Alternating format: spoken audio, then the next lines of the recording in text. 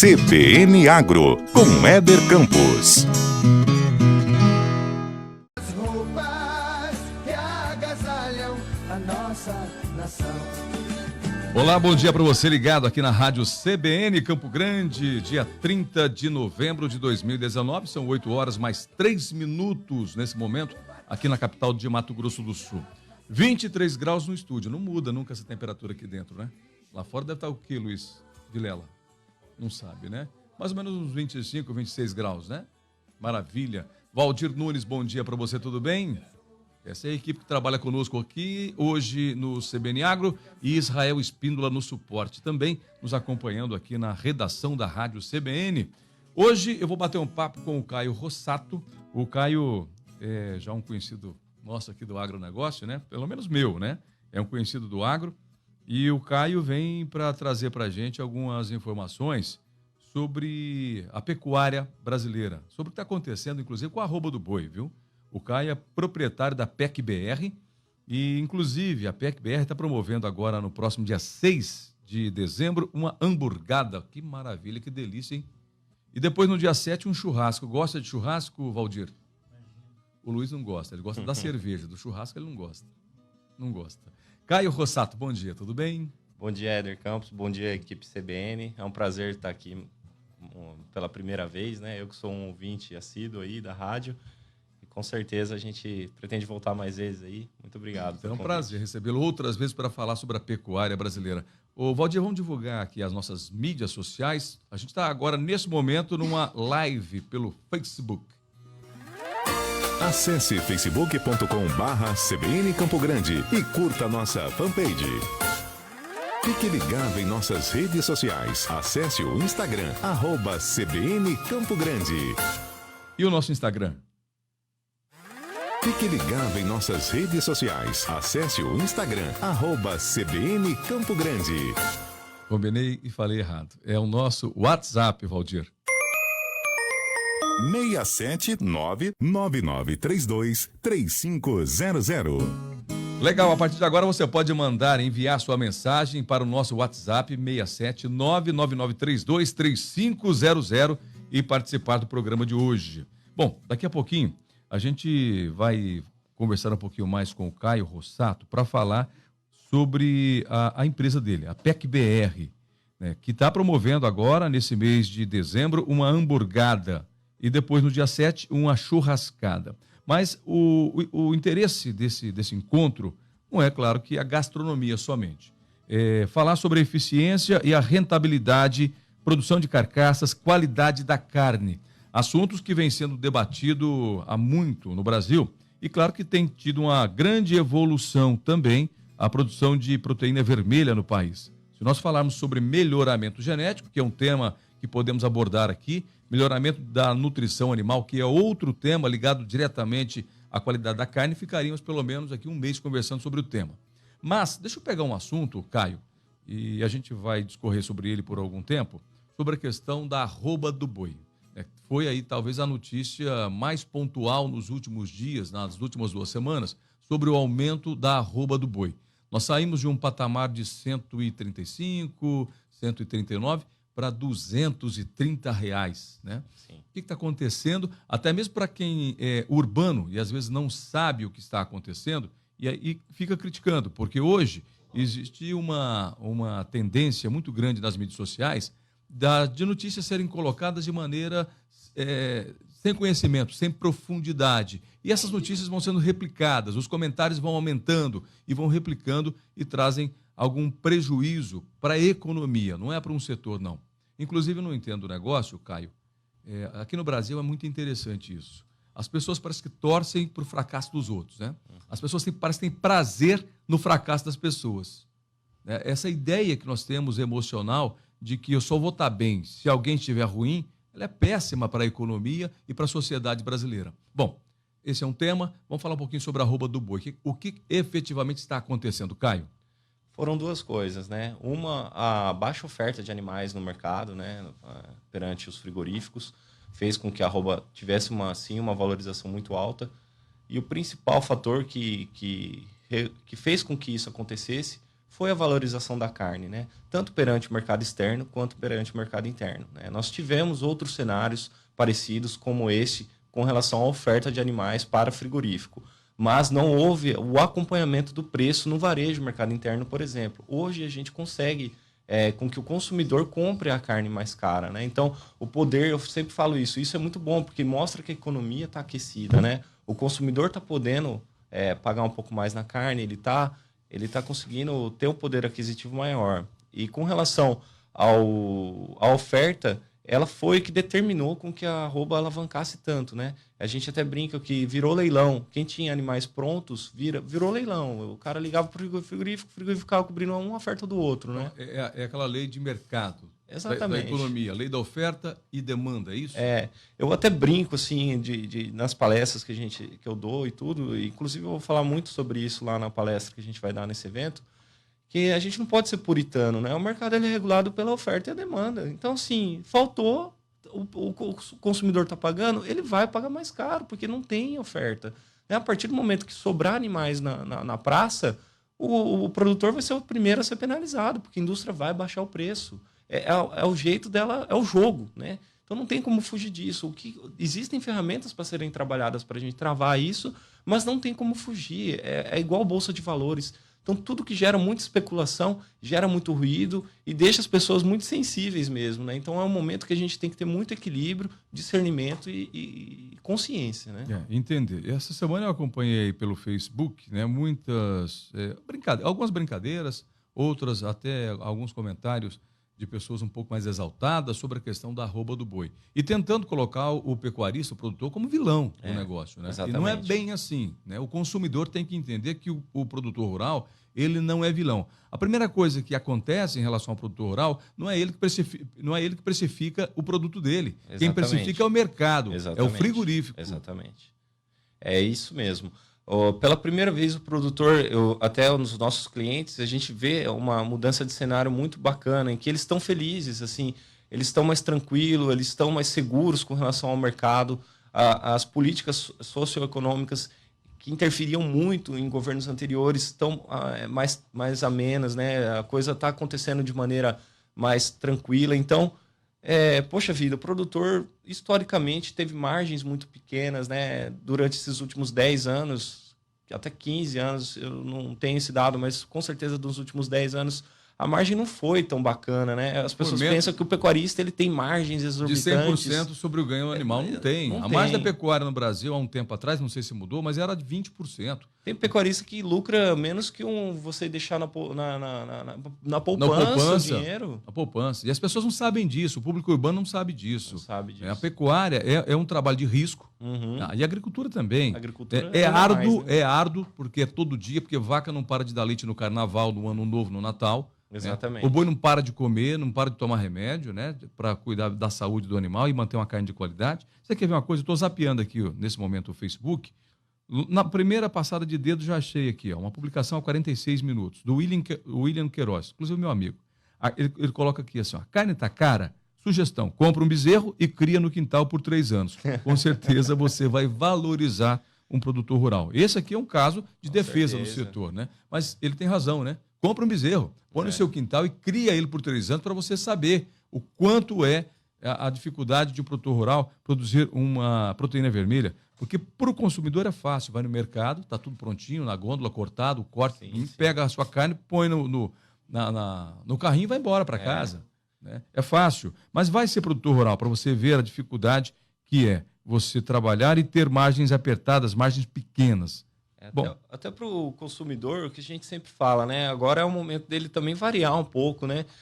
Muitas vezes o consumidor que tem variar o consumo, preferência, né? de comprar contra filé, compra uma paleta, compra um corte do dianteiro. Não é um corte de segunda, né? Mas existem maneiras de você... A gente tem a parceria até com a Big Beef, que a gente fornece carne para eles selecionadas. Lá o cara paga preço de paleta comprando como se fosse um corte de primeira, né? Uma picanha, enfim... Então, por quê? Porque a gente consegue ter um valor agregado legal na peça, né? Com relação à maciez, né? E à qualidade dela. Então, acho que agora o consumidor ele vai ter que sim se adaptar. Os preços não tendem a voltar tanto, tá? O varejo ele vai se estabilizar nesse preço. Ele tende a a estabilizar nesses patamares de preço. Eu acredito nesse cenário, porque o boi gordo vai ficar cada dia mais escasso, não tem de ter tantas ofertas igual a gente teve há 10 anos, 5 anos atrás. Né? O interessante é que eu não sei o que acontece nesse país, né? Tudo que acontece no agro vira motivo de discussão em todas as mídias sociais, nos jornais, né? Agora você pega o seguinte, pega a energia elétrica, o quanto que subiu e se alguém falou alguma coisa. Pega a água, quanto subiu, você vê se alguém falou alguma coisa. A minha energia, eu saí de 200, gasolina em especial, gasolina, alguém falou alguma coisa, reclamou alguma coisa, vê meia dúzia ali de comentários, gás também? Gás. Vou pegar energia na minha casa, eu pagava, já achava caro, eu pagava até o mês passado R$350, veio 620 agora, né? 620, meu consumo não mudou muito e ninguém fala nada, ninguém vai para as mídias sociais fazer esse tipo de achacamento a outros setores, mas o agro não. O agro é a geni da economia brasileira. Nós pegamos uma economia de 2 trilhões de dólares, né, do PIB, é o que a gente tem aí de PIB brasileiro. O agronegócio, ele contribui com 500 bilhões, né, para 25, quase 30% de impacto positivo na economia, o agro. Né? E aí é a geni. Tá ruim, o agro segura. Tá bom, o agro não presta. É exatamente isso. Hoje a gente vê o consumidor, ele sempre viu com maus olhos tanto o pecuarista quanto o agricultor, e é uma dificuldade que a gente tem muito grande de posicionar isso para o consumidor final, porque está muito enraizado, né? Então, até eu vou muito para São Paulo, eu procuro ficar na beira de gôndola para entender isso, e é incrível como que surgem umas conversas assim, falando, gente, de onde que tira, né? Então, até artistas falando baboseira, né? A gente teve Fábio Porchat, ele teve que se retratar depois, a Anitta falando besteira, que o baby beef é feito do bezerro. Então, são coisas que prejudicam o setor, que a gente não consegue fazer com que o consumidor entenda que o produtor rural, ele está fazendo o papel de casa dele. Claro, tem os gargalos, né? Não vamos também falar que o produtor rural é 1000%. Não, ele está fazendo o papel dele, fez muita coisa errada, historicamente, na década de 70, 80, mas hoje em dia a correção e a legislação está muito rigorosa. Claro, né? Em especial na questão ambiental. Né? E quem fala isso não somos nós, é a ONU falando, a NASA, perdão, a NASA Somos falando referência, isso. Né? A Embrapa já vinha falando isso, a NASA ratificou o quanto o produtor é conservacionista, preservador da natureza, o quanto tem preocupação, né? E o quanto nós evoluímos na economia brasileira. Olha, outra coisa que as pessoas têm que entender, se não fosse o agro, o Brasil estava quebrado. O Brasil estaria quebrado se não fosse o agro. Foi ele que segurou, né? Ele que segurou. O Brasil é o maior exportador de vários produtos do agro para o mundo. O Brasil é o maior exportador de vários produtos do agro para o mundo, e é isso que as pessoas têm que entender. Tem um outro amigo aqui que fez um comentário no Facebook também, né, sobre essa questão aí do boi, da arroba. Matemática sempre mostra a verdade. É o Matheus Silva Vieira, meu amigo, que está lá no Mato Grosso, está lá em Sinop. Boi versus salário mínimo em 94. O salário mínimo era R$70. A arroba do boi era R$34. Um salário mínimo comprava 2 bois. Duas arrobas, perdão. Compra 2 arrobas de boi. O boi versus salário mínimo em 2019. Salário mínimo 998, arroba do boi 200. Hoje um salário mínimo compra 5 arrobas de boi. Hoje. Antigamente, né, comprava apenas 2 o salário mínimo. Ou seja, hoje compra 5 arrobas de boi. Aí ele fala assim, bom, quem é que está dizendo que o assalariado... Portanto, o boi está mais barato e o assalariado pode comer mais carne hoje do que comia. E é verdade, gente. É verdade. Hoje todo mundo come carne. Só quem está em extrema pobreza que não come carne nesse país. Mas classe D, C, B, A... Não sei lá se tem classe social desse jeito, eu nem concordo muito com isso, mas eu vejo que a maioria das pessoas hoje tem condição de comer carne, sim. Se não for bovina, tem a de frango, tem a suína. Sim, sim. E é um momento oportuno para os outros setores, para os outros segmentos crescerem também, já que dizem que a arroba do boi está tão alta. Né? É um momento oportuno. Outra coisa, ninguém fala que o milho está alto também, né? Porque o milho impacta diretamente na nutrição desses animais. Exatamente. Eu estava até vendo algumas matérias do Jornal Nacional falando que a indústria está voltando a aquecer, né? Algumas indústrias que estavam fechadas estão voltando a abrir, acreditando na economia. Então, isso é um sinal muito positivo, né? Tanta valorização do preço da carne na gôndola, ela só acontece porque o consumidor está tendo poder de aquisição, né? Então, não tem por que a gente ficar falando mal disso, nem nada. É um sinal positivo.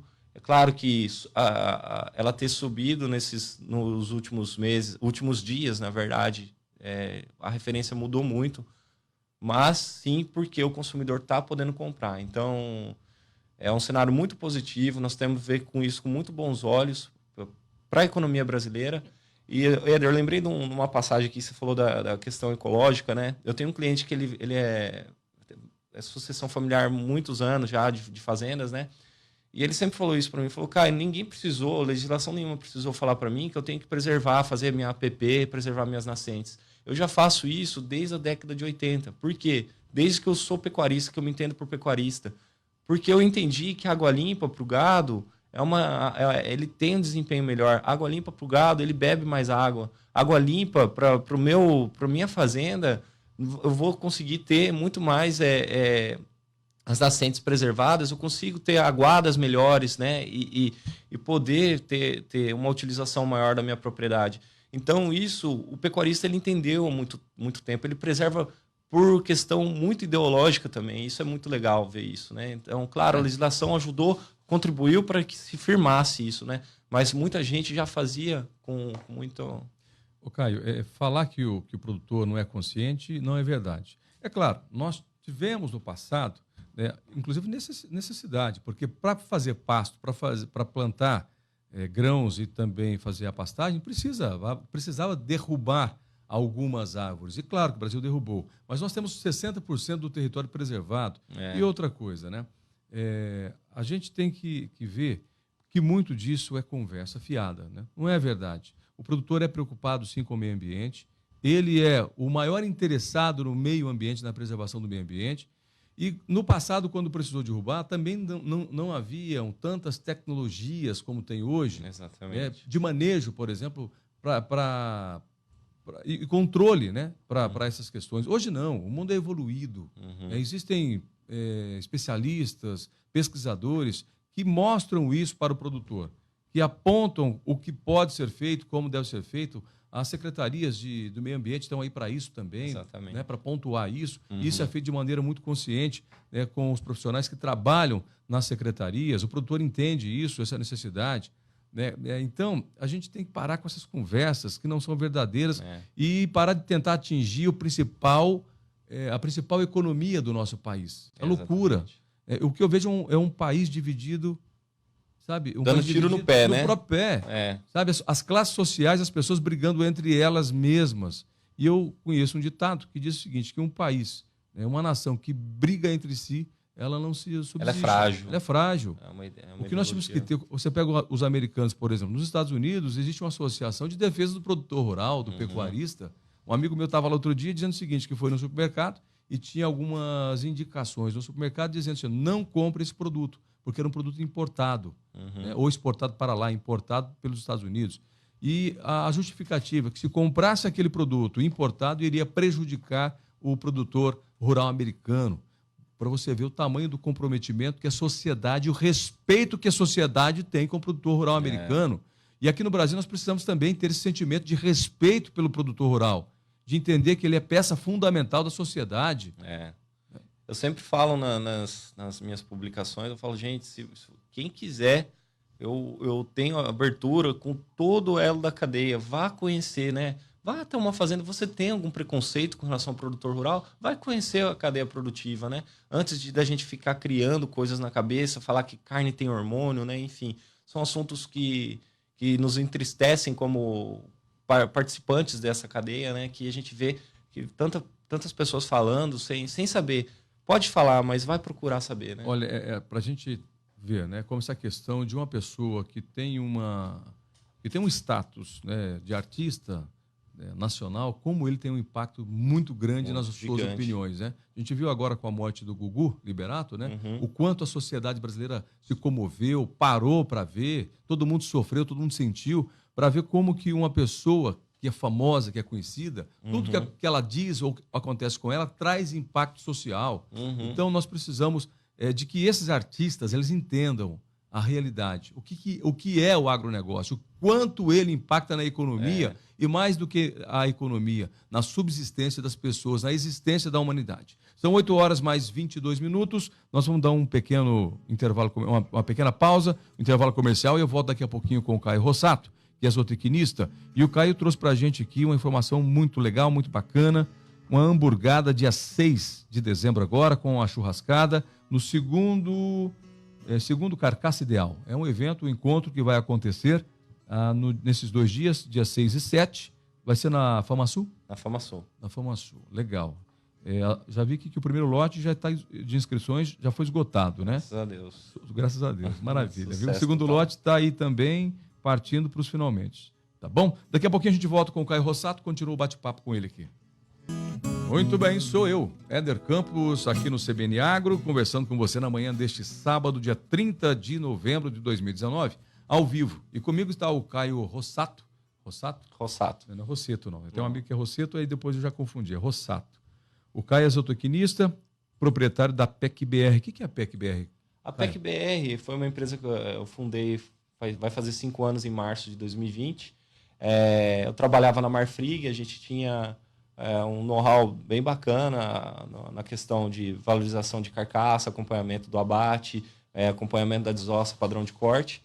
E naquele momento que eu trabalhei na Marfrig, eu tive esse insight de fazer uma empresa que pudesse levar esse conceito para o pecuarista, né? Então, a gente vem trabalhando faz 5 anos com acompanhamento de abates para diversos frigoríficos, né? Então, o pecuarista contrata a gente vai, faz o acompanhamento do abate, leva o conceito de performance de carcaça, de qualidade de carcaça, o que dá para ele evoluir nesse sentido. E também fazemos parcerias com redes de varejo, né? Igual aqui em Campo Grande a gente tem parceria com a Big Beef, onde a gente fornece carcaças selecionadas para aquele nicho de mercado, para aquele rótulo, enfim, para a gente poder ajudar também os pecuaristas, né? Para eles poderem agregar valor nesse sentido, né, na venda. Então, a PEC-BR basicamente é uma empresa de acompanhamento de abates. Maravilha. Caio, o que mudou na pecuária brasileira nos últimos anos? Porque você é mais novo do que eu, mas eu me lembro que quando mais jovem, a pecuária não tinha tanta importância nessa questão de tecnologia, Sim. de diminuição do tempo de abate, de capa de gordura na carcaça, gordura entremeada. Esses temas não existiam, né? Sim. Só tinha o seguinte, o boi ficava no pasto, matava e ia para o açougue. Isso. Açougue, nem tinha frigorífico. Depois de alguns anos começaram a aparecer alguns frigoríficos, Bertim, Frigo Estrela do Vadão, lá no interior de São Paulo. Tá entregando a idade, hein? Tô entregando. Não, mas eu conto, 52, não tem problema não.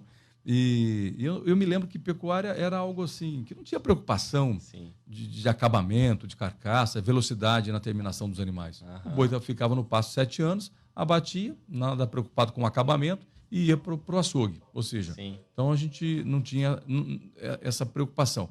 A pecuária passou a evoluir à medida que passamos a nos preocupar com o melhoramento genético do animal, seleção genética dos animais, acompanhamento de carcaça. Eu vi agora na semana passada, até estiveram conosco aqui o Tadeu da ProImagem. Da ProImagem, né? O Tadeu e o Jorge Camargo da Birigui, Nelore Birigui. E eles fizeram naquele dia, no sábado passado, um abate de animais, Nelore, Zebu, que você inclusive faz o acompanhamento, né? Fez o acompanhamento.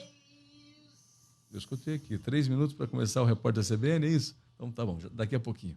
E a gente viu que a evolução da carne, em especial do zebu no Brasil, que sempre foi penalizado por conta de falarem que o europeu tem melhor carcaça, mais precocidade, acabamento, maciez, e o Nelore, com a evolução tecnológica, está mostrando que também é capaz de produzir carcaça de qualidade. Tivemos, sim, uma grande evolução nos últimos 30, 40 anos, é isso? Tivemos. Os últimos 10 anos foi realmente uma grande alavancada. Os últimos 10 eu acho que foi os últimos 10 anos aí, onde o pecuarista realmente descobriu que investir em tecnologia traz retorno, né? Rentabilidade.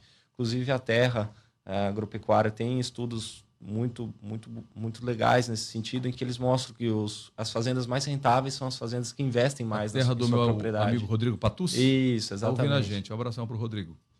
Então, e isso é muito bacana, porque a gente consegue provar realmente que investir em tecnologia vale a pena, né?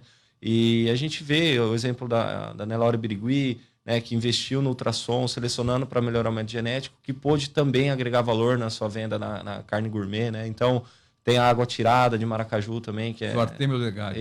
Isso. Então, são fazendas que acreditam em tecnologia pioneiras e que agora todo mundo está enxergando, mas que há 10 anos, há 5 anos atrás ninguém enxergava, né, com relação às tecnologias que estão sendo adotadas igual ao ultrassom. Mas, enfim, a pecuária ela já é uma pecuária de ponta, de precisão. Nós não temos mais aquele...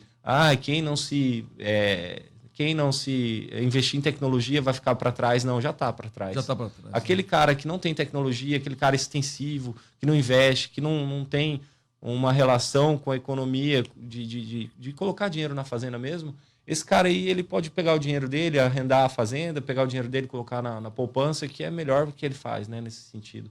Então, hoje em dia, a pecuária mudou muito. O cenário é totalmente diferente, com certeza. A ABCZ, que é a Associação Brasileira dos Criadores de Zebuínos, tem feito um marketing, uma campanha muito grande dentro do setor para que o produtor utilize touros avaliados. Né? Animais comprovados, animais que passaram por comprovação técnica de que são animais melhoradores. O que tem sido um dos grandes avanços da pecuária brasileira, dessa mudança que você falou aí nos últimos 10 anos. Mudou muito, sim. Qual que é o impacto que um touro traz dentro do rebanho no melhoramento da carne? Um touro ruim, ele estraga a carne, é isso? E um touro bom, um touro de avaliação genética positiva, melhora a carne? Só que você não vai responder isso agora, tá? Você vai responder depois do repórter CBN. Valdir já me deu aqui uma confirmação que nós temos agora o chamado de São Paulo. Vem aí, repórter CBN.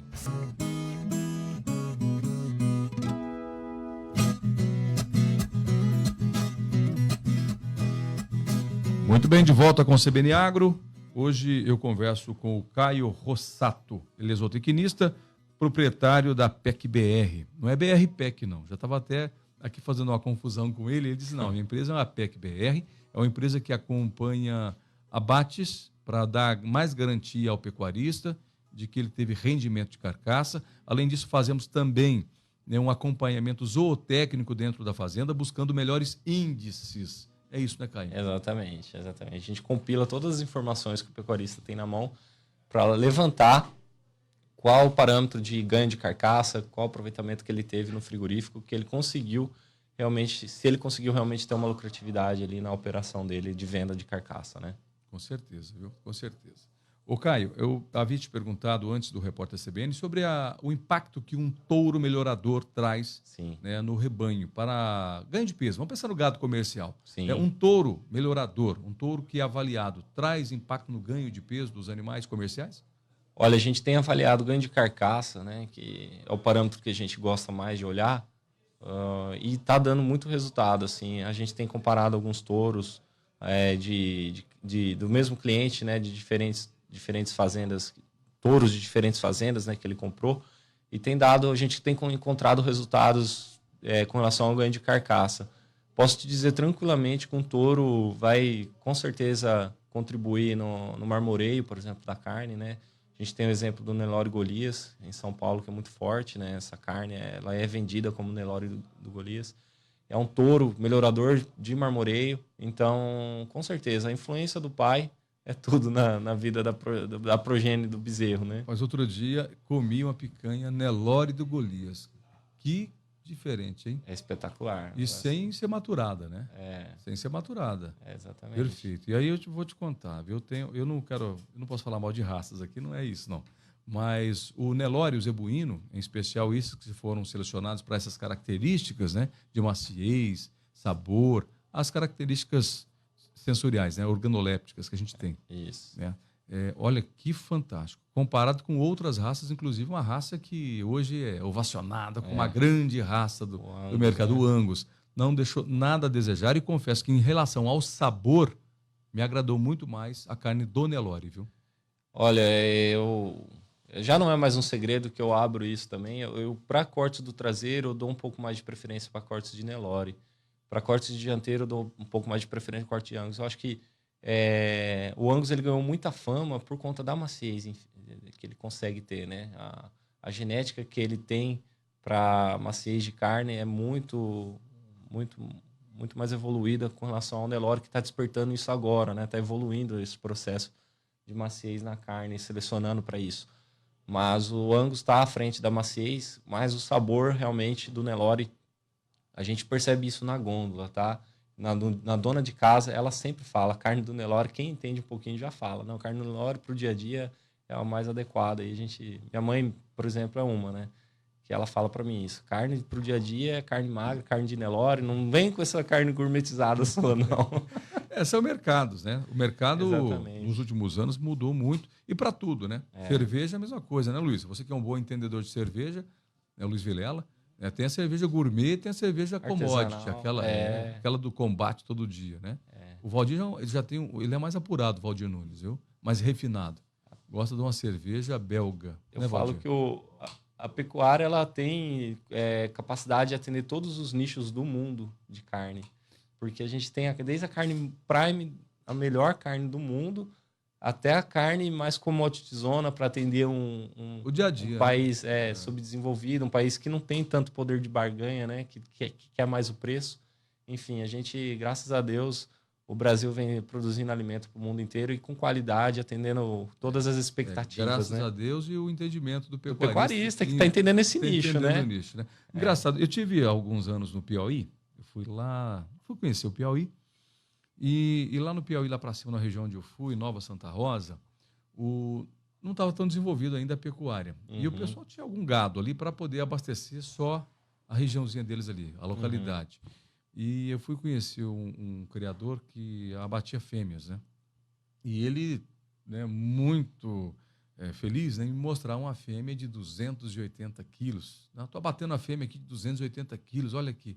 Eu falei, gente, lá no Mato Grosso do Sul nós desmamamos bezerro praticamente com isso, né? 280 quilos. E ele muito feliz porque estava batendo uma fêmea com 280 quilos, uma fêmea. Para você ver que ainda assim no Brasil nós temos grandes diferenças, grande entendimento sobre a importância do melhoramento genético, da nutrição, da sanidade, né, Caio? E é exatamente isso que a gente aborda no curso, né? A gente não levanta nenhuma bandeira de nicho, nem nada. A gente fala, olha, entenda seu nicho, produza carcaça para um mercado específico que você entenda que seja interessante para a viabilidade econômica da fazenda. Porque, como você falou, a gente não tem como padronizar o Brasil inteiro. Padronizar, e vem gente do Brasil inteiro para fazer esse curso, né? A gente não tem como padronizar a carcaça para fornecer para um consumidor só. O Brasil é muito grande, né? Então a gente tem variabilidade genética enorme. Mas né? Por enquanto, né? Se nós pegarmos o histórico do gado holandês, por exemplo, na questão de leite, né? O quanto que a Holanda, ela hoje, eu não sei se na Holanda tem gado que não é produtivo. Acho que todo gado, eu acredito que todo gado São holandês áreas menores, né? todo gado holandês deve dar os seus 35, 40 quilos, né? De leite lá. Acho que essa deve ser a média deles lá. Sim. Né? No Brasil, quando nós falamos em leite, é 5 quilos no Brasil. Né? Para você ver quanto algumas questões são importantíssimas na criação do animal, né? Na pecuária. Né? A nutrição é fundamental, a sanidade é fundamental, genética é fundamental. Se não tiver esse tripé, eu não sei se tem mais algum ponto para abordar como melhoramento. Os 3 pilares, genética, nutrição, saúde, né? Sanidade, né? E o ambiente. Então, quanto o gado leiteiro holandês é produtivo. Mas eu vejo também que no Brasil está acontecendo essa limpeza, né, do animal ruim.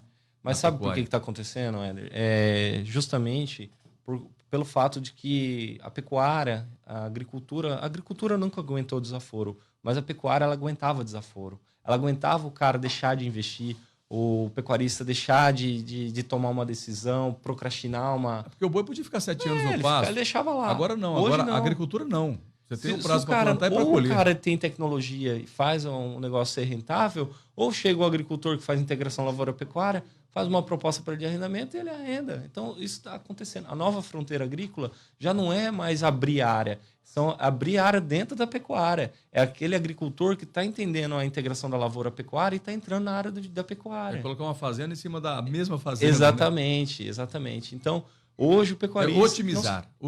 Né? Otimizar resultado. O pecuarista que não faz isso, ele já está sumindo do mercado, né? Não aguenta. Muito bem. Está chegando aqui o capitão Paulo Cruz, que ele quer acelerar, mas está faltando 2 minutos, Paulo.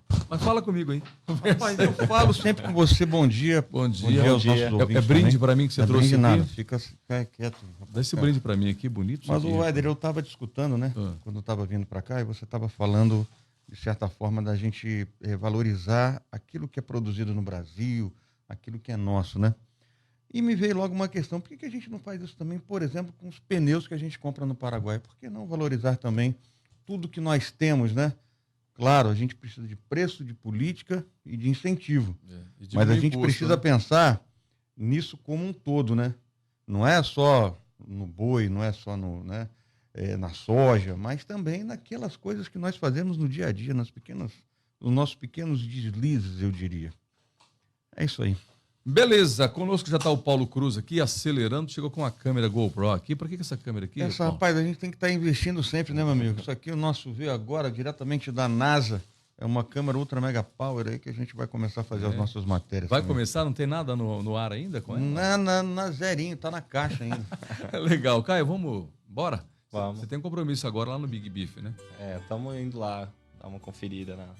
Maravilha. Já passou lá no Big Beef pra ver a carne que tá lá? Padrão? Rapaz, eu sou... Nelore Birigui. Você falou do Nelore Golias, é igual, viu? É igual? Sabe o igual. que eu achei legal? É você na semana passada, acho que foi na semana passada, você estava falando das carnes que a gente come durante a semana e naquelas carnes mais especiais que a gente deixa para o fim de semana. Mas o quanto melhorou a qualidade da nossa carne, mesmo a nossa que come no dia a dia, durante a semana, tá ficando muito boa. Pena que o preço tá demais, né? Você vai no açougue, cada vez que você vai no açougue, você dá um pulo para trás. Vamos diminuir o imposto, e aí a gente pode Pois comer carne. O problema não é a arroba, como estão dizendo aí, que é o pecuarista, não. O problema é o imposto. A gasolina. Você fez essa pecuarista. fez essa relação com o salário mínimo, a mesma coisa acontece com o automóvel. Uma para tudo, você né? aqui, ó, uma para você. Ouvi falar, não sei se é verdade, você poderia trazer no seu programa aqui, ó. Ouvi falar que de cada 3 tanques que a gente abastece hoje, um deixa de imposto para o governo, Com é isso? certeza. É isso mesmo ou não? Um pouquinho mais de um tanque. Cada 3 tanques que você abastece, um fica... Você paga mais de 40% de impostos na cadeia produtiva do nosso combustível. Aí estão falando que a arroba do boi é que tá cara, né? E o Fundersul, né? Que impactou aí também na arroba do boi. Vai Ninguém tá falando impactar nada. e vai aumentar a carne ainda. Caio, um abração para você. Muito Obrigado, pela Hélio. Obrigado, companhia. CBN. Chegou meu amigo. Põe a música do Paulo Cruz, aquela música bem... Tira a minha música e põe a dele. Esse daí. CBN Agro, com Éder Campos.